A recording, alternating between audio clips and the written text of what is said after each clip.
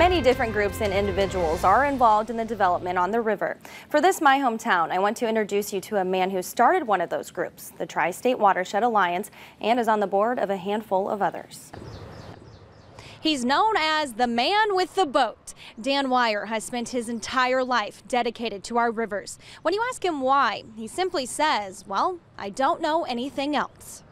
His father had a deep love for the water, and with 3 generations of sea captains on his mother's side, it's no wonder the same can be said for Dan. I spent a year out of high school, went up and worked on not only lobster boats, but tour boats.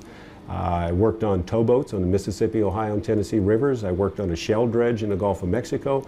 So it seems like whenever I took off to go live somewhere, I found myself working on boats. It's safe to say, like father, like son. We lived right along the river up by Northside High School, and so as a kid my father would take us over and we'd go fishing, and we had a rowboat, and there's an island. We'd spend the night camping on the island, so I had a lot of experience as a kid through my father. Since then, Dan has spent his life riding up and down the rivers. I have to laugh because the Soil and Water Conservation District office is up by Parkview North, and I feel like I'm going to Michigan when I drive 7 miles. You may have seen him on his pontoon or on one of his other 20 rides. And I have 2 sailboats. I sail up in Lake Michigan out of Traverse City. The canoes, the kayaks, the power boats, the pontoon boats. The word boat is really just an acronym for Bring On Another 1,000. Born and raised in Fort Wayne, Dan still lives in the house his father built. But now with his other half, Judy. The two met at a CPR class. Judy was the instructor. Heavily involved in volunteering, he said she helped get that ball rolling. Nobody stands alone, you know, and people would put me up, you know, at a high pinnacle. Well, it's probably her shoulders that I'm on.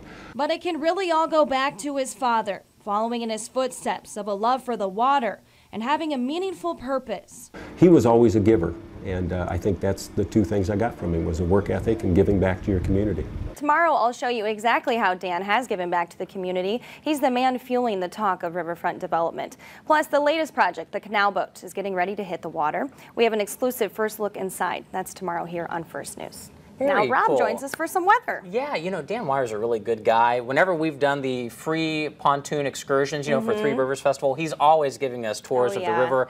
You're right, he knows those rivers like the back of his hand. He knows everything about him. It's truly a joy to talk to him. And plan some time, though. Oh. It's going to be some time. He knows a lot of good knows stuff. Fort Wayne. Yep.